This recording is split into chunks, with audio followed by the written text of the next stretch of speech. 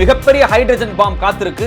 அந்த hydrogen bomb வெடிச்சது அப்படின்னா ஒட்டுமொத்தமாக பாஜக மோடி அரசாங்கத்தினுடைய முகத்திரையே கிழிக்கப்படும் அப்படின்னு ஏற்கனவே ராகுல் காந்தி எச்சரிக்கை பண்ணியிருந்தார். அதனுடைய துவக்க புள்ளியாக ராகுல் காந்தி அவர்கள் பிரஸ் மீட் நடத்தியிருக்கிறார்.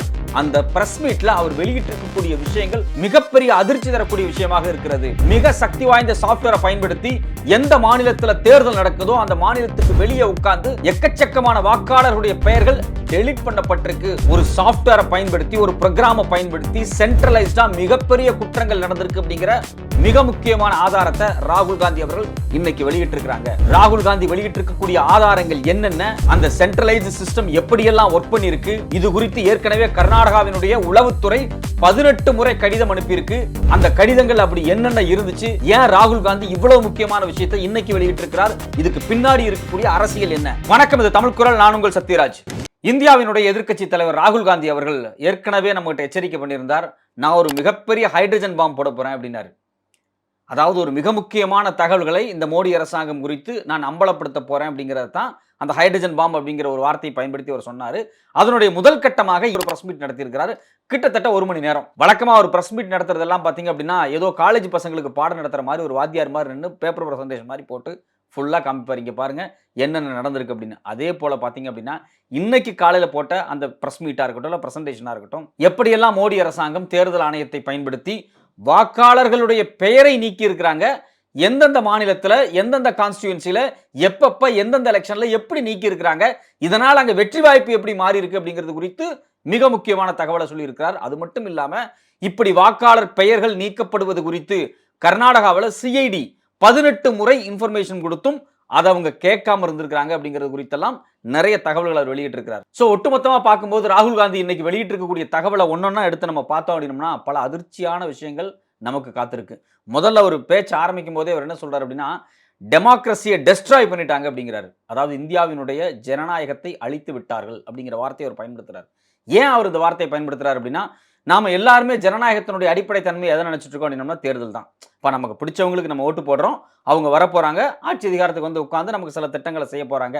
இதுதான் ஜனநாயகத்தினுடைய அடிப்படை. நாம ஓட்டு போட்டு தேர்வு செய்யணும்னு ஓட்டு போடக்கூடிய ஆட்கள் ஜெயிக்க மாட்டாங்க, நம்ம ஓட்டு போடாத ஆட்கள் ஜெயிப்பாங்க அப்படிங்கிறது தான் ஜனநாயகத்துக்கு நேர் எதிரானது, ஜனநாயகத்தை அழிக்கக்கூடிய செயல். இங்க பாயிண்ட் அவர் பிடிக்கிறாரு. தேர்தல் ஆணையம் இந்த பாஜக அரசாங்கத்தோடு சேர்ந்து கொண்டு தேர்தல் ஜனநாயகத்தை உடைச்சு காலி பண்றாங்க. அது குறித்தான 100% ப்ரூஃபோட நான் பேசுறேன் அப்படின்னு சொல்லி இன்னைக்கு அவர் பேசியிருக்காரு. தெளிவா திரும்ப திரும்ப திரும்ப அவர் சொல்றாரு, நான் இந்த இந்தியாவை மதிக்கக்கூடியவன், இந்தியாவை நேசிக்கக்கூடியவன், இந்த ஜனநாயகத்தை நேசிக்கக்கூடியவன், தேர்தல் கட்டமைப்பை நேசிக்கக்கூடியவன். ஆனால் இந்த தேர்தல் ஆணையம் இப்படி எல்லாம் செயல்படுகிறார்கள் அப்படிங்கிறது குறித்து அப்பட்டமாக ஆதாரத்தோடு 100% நான் வந்து ப்ரூஃபா பேசுறேன் அப்படின்னு சொல்லி தான் இந்த டாக்குமெண்ட் வெளியிட்டிருக்காங்க. ராகுல் காந்தி சொல்லக்கூடிய மிக முக்கியமான ஒரு விஷயம் என்ன அப்படின்னா, இப்போ இறந்து போயிட்டா அவங்களுடைய பேரை பட்டியலில் இருந்து நீக்குவாங்க. இது வழக்கமாக நடக்கக்கூடிய ஒரு விஷயம் தானே. ஒரு ஊரில் அவர் வந்து வாக்காளர் பட்டியலில் ஒரு பேர் இருக்குது அப்படின்னா, இந்த ஊரில் இவங்கெல்லாம் இறந்து போயிட்டாங்க அப்படிங்கும்போது அந்த டெத் சர்டிஃபிகேட்டை பயன்படுத்தி அவங்க பேரை நீக்குவாங்க. இல்லை அவங்க குடும்பத்தில் இருக்கவங்க டெத் சர்டிஃபிகேட்டை காமிச்சு அப்ளிகேஷன் அப்ளை பண்ணி அவங்க பேரை நீக்குவாங்க. குறிப்பாக சொல்ல போனீங்கன்னா அங்கே இருக்கக்கூடிய அங்கன்வாடி ஒர்க்கர்ஸாக இருக்கட்டும், இல்லை பூத் லெவல் ஆஃபீஸர்ஸாக இருக்கட்டும், நேரடியாக வீட்டுக்கு போய் செக் பண்ணி அவர் இறந்துட்டாருன்னு பர்த் சர்டிஃபிகேட்லாம் வெரிஃபை பண்ணதுக்கு பிறகுதான் ஒருத்தருடைய பேரை நீக்கணும். இது ரொம்ப ரொம்ப ரொம்ப ரொம்ப முக்கியமானது. தேர்தல் ஆணையத்தில் ஓட்டு போடுறதுக்கு ஒருத்தங்களை பேரை சேர்க்கறத விட ஏற்கனவே வாக்காளராக இருக்கிற ஒருத்தங்களை நீக்கிறது அப்படிங்கிறது ஒரு லாங் ப்ராசஸ், அந்த ஒரு பெரிய ப்ராசஸ். இன்னும் ரொம்ப துல்லியமாக சொல்ல போனால் இதில் வந்து டோர் டு டோர் வெரிஃபிகேஷன் ரொம்ப ரொம்ப முக்கியம் அப்படிங்கிறாங்க. நேரடியாக வீடு வீடாக சென்று அந்த பூத் லெவலில் இருக்கக்கூடிய அலுவலர்கள் இருப்பாங்க பார்த்தீங்களா, அந்த அலுவலர்கள் போய் செக் பண்ணணும். வழக்கமாக பார்த்தீங்கன்னா அந்த ஊர் ஒரு பஞ்சாயத்து யூனியன் இருக்குது அப்படின்னா, ஒரு வில்லேஜ் இருக்குது அப்படின்னா, அந்த பகுதியில் இருக்கக்கூடிய பள்ளி ஆசிரியர்கள், அங்கன்வாடி ஆசிரியர்கள், இது மாதிரி ஆட்கள் தான் போய் நேராக செக் பண்ணுவாங்க. ஏன்னா அவங்களுக்கு அந்த ஏரியா ரொம்ப பரிச்சயமாக இருக்கும். இந்த வீட்டில் யார் இருக்காங்க, யார் இல்லை, யார் இறந்து போனாங்க அப்படிங்கிறது அவங்களுக்கு ஓரளவுக்கு தெளிவாக தெரியும். அதன் அடிப்படையில் அது நடக்கும். ஆனால் ராகுல் காந்தி என்ன சொல்றாரு அப்படின்னா, எங்கேயோ உட்கார்ந்துக்கிட்டு ஒரு சில சாஃப்ட்வேரை பயன்படுத்தி சிஸ்டமேட்டிக்கா பேர் நீக்கப்பட்டிருக்கு அப்படிங்கிறாரு. இதுதான் ரொம்ப ரொம்ப கவனிக்கப்பட வேண்டிய விஷயம். வழக்கமா பேர் நீக்கிறது அதிகாரிகள் போய் நீக்குவாங்க. யாரோ உட்கார்ந்துக்கிட்டு ஆன்லைன்ல ஃபேக் ஐடியை பயன்படுத்தி சென்ட்ரலைஸ்டா உட்கார்ந்து இந்தந்த தொகுதியில இந்தந்த வாக்காளர்கள் பேரெல்லாம் நீக்கணும் அப்படின்னு சிஸ்டமேட்டிக்கா தூக்குறாங்க அப்படிங்கிறதான் ரொம்ப அதிர்ச்சியான விஷயமாக இருக்குது. அதுல குறிப்பா அவர் என்ன சொல்றாரு அப்படின்னா, பல முக்கியமான சாஃப்ட்வேர்ஸை பயன்படுத்தி இருக்கிறாங்க, சில லாகின் ஐடியை பயன்படுத்துறாங்க, போலியான ஃபேக் அப்ளிகேஷன்ஸை பயன்படுத்துறாங்க அப்படிங்கிறாங்க. அதாவது ஒருத்தரை நீக்கணும் அப்படின்னா அப்ளிகேஷன் கொடுத்து தான் நீக்கப்படணும். ஆனா இங்க பல ஃபேக் அப்ளிகேஷன்ஸ் ஆன்லைன் மூலியமாக சாஃப்ட்வேரை பயன்படுத்தி ஒரு லாகின் ஐடியிலிருந்து கிட்டத்தட்ட 10 பேர் 20 பேர்லாம் நீக்கப்பட்டிருக்கு அப்படிங்கிறது தான் அவர் அதிர்ச்சியான விஷயமா சொல்றாரு. அதுல குறிப்பா எக்ஸாக்டா அவர் என்ன சொல்றாரு அப்படின்னா, கர்நாடகால அலந்த் அப்படிங்கக்கூடிய ஒரு பகுதி இருக்கு. அந்த பகுதியில 6018 ஓட்டு அந்த பூத்துல இருந்து நீக்கப்பட்டிருக்கு. இங்க நீக்கப்பட்டிருக்கக்கூடிய ஓட்டுகள் இருக்கு பாத்தீங்களா, இது குறித்தான தகவல்கள் எப்ப வருது அப்படின்னா, அந்த தேர்தல் நடக்கும்போதே அங்க இருக்கக்கூடிய பூத் ஆபீசர் வந்து அவங்களுடைய மாமா ஓட்டே வந்து இல்லாம போயிருது. அவங்க மாமா ஓட்டு போட வர்றாரு, அவருக்கு வந்து ஓட்டு இல்ல, பட்டியல்ல பேர் இல்ல. இத பார்த்தோன்னே அவங்க அதிர்ச்சி ஆயிடுறாங்க. எப்படி அவங்க மாமா பேர் நீக்கப்பட்டுச்சு? அவங்க மாமா இறந்துட்டாருன்னு சொல்லியோ, என்னவோ சொல்லி அவங்க பேரை நீக்கிட்டாங்க. இத நீக்குனது யாரு அப்படின்னு பார்க்கும்போது, அவங்க அந்த ஃபைல், அந்த அப்ளிகேஷன், அந்த அப்ளை பண்ணவங்க இருக்காங்க பார்த்தீங்களா, அவங்களுடைய பக்கத்து வீட்டுக்காரங்க, நெருங்கிய நண்பரா இருக்காங்க. அவங்கள பிடிச்சு கேட்கும்போது, நீங்க அப்ளை பண்ணீங்களான்னா, அப்படிலாம் நாங்க அப்ளை பண்ணல, அப்படின்னு பண்ண முடியாது அப்படிங்கிறாங்க. அப்ப இதிலிருந்து என்ன தெரியுது அப்படின்னா, வாக்க நீக்கப்பட்டது பார்த்தீங்களா, அவங்களுக்கோ, இவங்க தான் வாக்க நீக்குனாங்க அப்படின்னு சொல்லி அவங்களோட லாகின் ஐடி பயன்படுத்திருக்கு பார்த்தீங்களா, அவங்களுக்கோ 2 பேர்த்துக்குமே தெரியாது. இப்ப வந்து இவங்களுடைய வாக்க நீக்கிட்டாங்கன்னு சொல்லி என் பேர சொல்றாங்க. இவர் வந்து நான் வந்து ஃபார் எக்ஸாம்பிள் எங்க அப்பா இருக்காருன்னு வச்சுக்கங்களேன். எங்க அப்பா இறந்துட்டாரு அப்படின்னு சொல்லி எங்க அப்பா ஓட்ட யாரோ ஒருத்தங்க நீக்கிடுறாங்க. எங்க அப்பா வந்து பூத்ல போய் ஓட்டு போடும்போது அவர் பேர் இல்ல. உங்க பேர நீக்கிட்டாங்க. உங்க மகன் வந்து அப்ளிகேஷன் குடுத்திருக்காரு அப்படின்னு சொல்றாங்க. வந்து என்ன பூத் ஆபீசர் கேட்கறாங்கன்னு வச்சுங்களேன். நான் அப்ளை பண்ணவே இல்லன்னா, நான் என்ன சொல்லுவேன்? நான் அப்ளை பண்ணலங்கன்னு தான் சொல்லுவேன். ஸோ எனக்கும் தெரியாது. என் பேர பயன்படுத்தி எங்க அப்பாவோட ஓட்ட நீக்குறது. ஸோ இது மாதிரி பல பேர பயன்படுத்தி பல ஓட்டுக்களை நீக்கியிருக்காங்க. கிட்டத்தட்ட அந்த ஒரு பர்ட்டிகுலர் கான்ஸ்டிட்யூயன்சிக்குள்ள மட்டும் 6018 வாக்கு நீக்கப்பட்டிருக்கு. இங்க தான் ஒரு மிக முக்கியமான ஒரு சந்தேகம் வருது. எப்படி குறிப்பிட்ட வாக்குகள் நீக்கப்படும்? சரி, வாக்கு நீக்கினா அது பாஜகவுக்கும் சாதகம் இல்லாம போயிரும், காங்கிரஸுக்கும் சாதகம் இல்லாம தானே போகும். ரேண்டமா தூக்கும்போது அப்படின்னு தான் நமக்கு சந்தேகம் வருது. ஆனா இங்க ரேண்டமா தூக்கல. அதுதான் இங்க கவனிக்கப்பட வேண்டிய விஷயம். அதுக்கு அடுத்தபடியா ராகுல் சொல்றாரு, தலித், ட்ரைபல்ஸ், மைனாரிட்டி, ஓபிசி இவங்களுடைய வாக்குகள் மட்டும் குறிவைத்து தூக்கப்பட்டிருக்கு அப்படிங்கிறாங்க. இங்க நாம ரொம்ப கவனிக்க வேண்டிய விஷயம் என்னன்னா, இப்ப நாம ஒரு பஞ்சாயத்துக்குள்ள வாழ்ந்துகிட்டு இருக்கிறோம் அப்படின்னோம்னா, நம்ம ஊர்ல இருக்கக்கூடிய பஞ்சாயத்து தலைவருக்கோ, இல்ல அங்க இருக்கக்கூடிய ஃபார் எக்ஸாம்பிள் திமுகவோ, அதிமுகவோ, காங்கிரஸ்காரங்களோ, பாஜக காரங்களுக்கோ ஓரளவுக்கு தெரியும். ஒரு 1000 ஓட்ல கிட்டத்தட்ட 400, 500 ஓட்டு யார் யாருக்கு போகும் அப்படிங்கிறது. இவங்கெல்லாம் திமுக குடும்பம்ப்பா. வழக்கமா திமுகவுக்கு தான்பா போடுவாங்க. இவங்க அதிமுக குடும்பம். இவங்க அதிமுகவுக்கு தான் போடுவாங்க. இவங்க பார்த்தீங்கன்னா காங்கிரஸ்காரங்க. இவங்களும் வந்து காங்கிரஸ் கூட்டணிக்கு தான் போடுவாங்க. இவங்க பாஜக காரங்க. இவங்க வந்து பாஜக கூட்டணிக்கு தான் போடுவாங்க அப்படின்னு சொல்லி ஒரு கிளாசிஃபிகேஷன் இருக்கும் இல்லையா? இந்த கிளாசிஃபிகேஷன ரொம்ப கவனமா பார்த்து டேட்டாஸ் எடுத்து, சரி இவங்கெல்லாம் காங்கிரஸுக்கு போடுறாங்களா? இவங்கெல்லாம் திமுகவுக்கு போடுறாங்களா? இவங்க ஓட்ட மட்டும் நீக்கிருவோம் அப்படின்னு சொல்லி, காங்கிரஸ் கூட்டணிக்கும் காங்கிரஸ் கட்சியை சார்ந்த ஆட்களுடைய அந்த வோட் பேங்க் இருக்கு பார்த்தீங்களா? OBC vote bank. அது மட்டும் இல்லாம ட்ரைபல்ஸ், மைனாரிட்டி வோட் பேங்க் இருக்கு பார்த்தீங்களா? இது திட்டமிட்டு நீக்கப்பட்டிருக்கு அப்படிங்கிறாங்க. இதுக்கு சான்ஸ் இருக்கு அப்படின்னா, கண்டிப்பா சான்ஸ் இருக்கு. ஏன் நம்ம அத உறுதியா சொல்றோம் அப்படின்னம்னா, நான் ஏற்கனவே சொன்ன மாரி ஒரு பஞ்சாயத்துக்குள்ள ரொம்ப தெளிவா தெரியும். அங்க 100 குடும்பம் இருக்குன்னா, அதுல ஒரு 30 குடும்பம் பாருப்பா திமுக குடும்பம். ஒரு 15 குடும்பம் அதிமுக குடும்பம்ப்பா. காங்கிரஸ்க்கு ஒரு 2 குடும்பம்ப்பா. இப்படிங்கிறது இயல்பாவே அங்க இருக்கக்கூடிய தேர்தலை நடத்தக்கூடிய, அது மட்டும் இல்லாம தேர்தல்ல நிக்கக்கூடிய ஆட்களுக்கே தெரியும். அதை பயன்படுத்தி டேட்டாஸ எடுத்து இவங்க நீக்கி இருக்கிறாங்களா? அப்ப இதிலிருந்து நமக்கு என்ன தெரியுது அப்படின்னா, ஒரு சென்ட்ரலைஸ்ட் சாஃப்ட்வேர் சிஸ்டத்துல இருந்து லோக்கல்ல இருக்கக்கூடிய ஆட்கள் வரைக்கும் பயன்படுத்தப்பட்டிருக்காங்களாங்கிற கேள்வி வருது.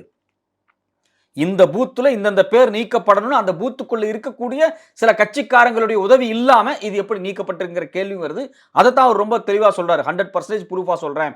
ஓபிசி, தலித், மைனாரிட்டிஸ் இவங்க ஓட்ட நீக்கி இருக்கிறாங்க அப்படிங்கிறத ரொம்ப ஆதாரமா அவர் சொல்றார். இப்படி நிகழ்ந்தது குறித்து ஒரு ப்ரூஃபையும் அவர் காமிக்கிறார். ஒரு லாகின் ஐடி கோதாபாய் அப்படிங்கக்கூடிய ஒரு லாகின் ஐடி. இந்த லாகின் ஐடி அட்டெம்ப்ட் பண்ணிருக்கு 12 ஓட்டை டெலீட் பண்றதுக்கு. அது குறித்தான ஆதாரத்தை அவர் கொடுக்கிறார். இந்த லாகின் ஐடி யாருடையது? எப்படி ஒரு லாகின் ஐடியிலிருந்து 12 பேர்த்துடைய பேர் நீக்கப்படுறதுக்கான ப்ராசஸ் அட்டெம்ப்ட்கள் நடக்குது அப்படிங்கிறது குறித்தும் மிக முக்கியமான கேள்வி அவர் எழுப்பியிருந்தார். இது மட்டும் இல்லாம அவர் என்ன சொல்றாரு அப்படின்னா, சில பெயர்களை நீக்கிறதுக்கு, அதாவது வாக்காளர்களுடைய பெயர்களை நீக்குவதற்கு சில சென்ட்ரலைஸ்டு சாஃப்ட்வேர்ஸை பயன்படுத்தி இருக்கிறாங்க. அதை நம்ம ஏற்கனவே சொன்னோம். அது மட்டும் இல்லாம அந்த பூத் லெவல்ல டெலீட் பண்றதுக்கு மொபைல் நம்பர் பெரும்பாலும் பார்த்தீங்க அப்படின்னா வெளி ஸ்டேட், வெளி மாநிலங்கள்ல இருந்து பயன்படுத்தப்பட்டிருக்கு அப்படிங்கிறாங்க. இப்ப கர்நாடகால இருக்காங்க. கர்நாடகா தேர்தல் நடந்துட்டு இருக்கு. இவர் வந்து கர்நாடகா தேர்தல் பூத்துல இருக்கக்கூடிய டெலிஷனை தான் பேசுறாரு. அங்க டெலீட் பண்ண எல்லா விஷயமே, அதுக்கு பயன்படுத்தப்பட்ட லாகின் ஐடி, மொபைல் நம்பர் எல்லாமே தமிழ்நாடு, கேரளான்னு வெரி ஸ்டேட், மற்ற ஸ்டேட்ல இருந்து லாகின் ஐடிஸ் பயன்படுத்தப்பட்டிருக்கு அப்படிங்கிறாங்க. இது மட்டும் இல்லாம சூரியகாந்த் அப்படிங்கக்கூடிய ஒரு பேரை மட்டும் மென்ஷன் பண்றாரு. ஒரு ஐடென்டிஃபை பண்றாரு. அதாவது இந்த பேரை பயன்படுத்தி மிஸ்யூஸ் பண்ணி 12 ஃபேக் ஓட்ஸை டெலீட் பண்ணியிருக்காங்க அப்படிங்கிறாங்க. அதாவது வித்தின் 14 மினிட்ஸ், ஒரு 14 நிமிஷத்துக்குள்ள பட்டு ஒரு 12 வாக்காளர்களுடைய பேர் நீக்கப்பட்டிருக்கு அப்படிங்கிறாங்க. இவ்வளவு ஆதாரங்களை கொடுத்த ராகுல் காந்தி இன்னொரு விஷயத்தையும் சொல்றாரு. ஏற்கனவே கர்நாடகாவினுடைய உளவு பிரிவு சிஐடி இருக்காங்க இல்லையா, 18 முறை தேர்தல் ஆணையத்துக்கு கடிதம் அனுப்பிச்சிருக்கிறாங்க. எதுக்கு அப்படின்னா, இங்க ஃபேக் ஐடிஸ், அதாவது ஃபேக் ஐடியை பயன்படுத்தி வாக்காளர் நீக்கிறது குறித்து பல சந்தேகங்கள் இருக்கு அப்படின்னு சொல்லி, இது குறித்து எங்க இருந்து இந்த லாகின் ஐடி ஒர்க் ஆகுதுங்கிறது குறித்தான சில டேட்டாஸை கேட்கறதுக்காக, சில தகவல்களை கேட்கறதுக்காக கர்நாடகா சிஐடி 18 முறை கடிதங்கள் அனுப்பியிருக்கிறாங்க 18 மாதத்தில். ஆனால் எந்த ரெஸ்பான்ஸும் தேர்தல் ஆணையத்திடமிருந்து வரவில்லை என்பதுதான் வேதனையான விஷயமாக இருக்கிறது. அதுல குறிப்பா 3 விஷயங்கள் அந்த கடிதத்தில் தொடர்ச்சியா கேட்டிருக்கிறாங்க. Number 1, give us the destination IP from where these forms were filled. சில ஃபார்ம்ஸ் ஃபில் அப் பண்ணியிருக்காங்க. என்ன அப்படின்னா, இவங்க இறந்துட்டாங்க, இவங்க வாக்காளர் பெயரை நீக்கணும் அப்படிங்கிறதுக்காக ஃபார்ம் ஃபில் அப் பண்ணிருக்கு. எங்க இருந்து ஃபில் அப் பண்ணாங்க அப்படிங்கக்கூடிய அந்த ஐபி டெஸ்டினேஷனை கொடுங்க, ஐபி அட்ரஸ் கொடுங்கன்னு கேட்கறாங்க. ரெண்டாவது நம்பர் 2 என்ன கேட்கறாங்க அப்படின்னா, give us the device destination ports from where these applications were filed. இந்த அப்ளிகேஷன் எங்க இருந்து ஃபைல் பண்ணப்பட்டிருக்குங்கிற அந்த டெஸ்டினேஷனோட போர்ட் கொடுங்க. போர்ட் அப்படிங்கிறது வந்து அந்த தேர்தல் ஆணையம் பயன்படுத்தக்கூடிய அந்த இயந்திரம் இருக்கு பாத்தீங்களா, அந்த சாஃப்ட்வேர் இருக்கு பாத்தீங்களா, அதனுடைய போர்ட். அது மட்டும் இல்லாம மூணாவது ஒரு விஷயத்தை அவங்க என்ன கேட்கறாங்கன்னா, give the OTP நம்பர். அதாவது நீங்க வந்து ஒரு செல்போன் மூலமா பயன்படுத்தி தான் OTP நம்பரை பயன்படுத்தி தான் நீங்க டெலிட் பண்ணி ஆகணும். give us the OTP trials because when you file you have to get an OTP. நீங்க ஒரு அப்ளை பண்றீங்க, பேரை நீக்கணும் அப்படின்னா, அது சேர்த்தணும்னாலும் சரி நீக்கணும்னாலும் சரி பண்றீங்க அப்படின்னா ஓடிபி வரும். அந்த ஓடிபி கொடுங்க. அந்த ஓடிபி யார் அனுப்பிச்சது, எந்த போர்ட்ல இருந்து அந்த ஓடிபி போச்சு, எந்த நம்பருக்கு போச்சு, இது எல்லாத்தையும் அவர் கேட்கறாங்க. இது குறித்து 18 முறை கடிதங்கள் அனுப்பி தேர்தல் ஆணையத்திடம் கேட்கப்பட்டிருக்கு. ஆனா தேர்தல் ஆணையர் வாயே திறக்கல. இதை விட இன்னொரு விஷயம் என்னன்னா, அந்த குறிப்பிட்ட கர்நாடகா தொகுதியில தோத்து போன காங்கிரஸ் அந்த கேண்டிடேட் என்ன சொல்றாரு, பிஆர் பட்டீல் என்ன சொல்றாரு அப்படின்னா, இது மாதிரியான விஷயங்கள் டெலிஷன்ஸ் நடக்குது அப்படின்னு எங்களுக்கு அங்கன்வாடி ஒர்க்கர்ஸ் வந்து அலர்ட் பண்ணாங்க அப்படிங்கிறது குறித்தும் சில தகவல்களை சொல்றாங்க. ஸோ அப்போ இது ஏதோ ஒரு வகையில் சிஸ்டமேட்டிக்கா மிகப்பெரிய தவறு நடந்திருக்கு அப்படிங்கிறது தான் ராகுல் காந்தியினுடைய வாதமாக இருக்கிறது. இது ஒரு ட்ரையல் தான். இதை விட மிகப்பெரிய பாமை நான் போட போறேன் அப்படின்னு வந்து வெளிப்படையாக சொல்லியிருக்கிறார். கண்டிப்பாக இந்த வாரத்தில் இன்னும் பல முக்கியமான தகவல்களை அவர் வெளியிடுறதுக்கு நிறைய வாய்ப்புகள் உண்டு. இது மட்டும் இல்லாமல் அவர் இன்னொரு அடிஷனலான தகவலை கடைசியில் சொல்லிட்டு போறார். இது மாதிரியான mass deletion Karnataka, Maharashtra, Haryana, UP பல இடங்கள்ல நடந்திருக்கு அப்படிங்கிறாங்க. நாங்க இப்படியெல்லாம் டெலிட் பண்றதுக்கு பயன்படுத்த அந்த டெக்னாலஜி, இந்த சாஃப்ட்வேர்ஸ், ஐபி அட்ரஸ், போர்ட்ஸ் இதெல்லாம் குறித்து தேர்தல் ஆணையரிடம் கேட்கிறோம். தேர்தல் ஆணையர் வாயே திறக்க மாட்டேங்கிறாரு. தேர்தல் ஆணையர் யாரையோ காப்பாற்ற முயற்சி பண்றார் அப்படின்னு ஒரு மிக முக்கியமான குற்றச்சாட்டை இந்திய தேர்தல் ஆணையத்தின் மீது ராகுல் காந்தி அவர்கள் முன் வச்சிருக்கிறாங்க. இது குறித்து தேர்தல் ஆணையத்தின் தரப்பிலிருந்து என்ன சொல்றாங்க அப்படின்னா, அதாவது 2023 தேர்தலில் அந்த அளந்த தொகுதியில் சில அட்டம்ப்ட்ஸ் வந்து ட்ரை பண்ணப்பட்டுச்சு. அதாவது ஃபேக் டெலிட் பண்ணுறதுக்காக, அதாவது ஓட்டை டெலிட் பண்ணுறதுக்காக நாங்கள் அது குறித்து எஃப்ஐஆர் எல்லாம் ஃபைல் பண்ணி நாங்கள் விசாரிச்சுட்டு இருக்கோம் அப்படிங்கிற மாதிரி தேர்தல் ஆணையத்திடமிருந்து சில தகவல்கள் வந்திருக்கு. அது மட்டும் இல்லாமல் ராகுல் காந்தி சொல்கிறது இன்கரெக்ட், பேஸ்லெஸ் அப்படின்னு எலெக்ஷன் கமிஷன் இன்னைக்கு சொல்லியிருக்கிறாங்க.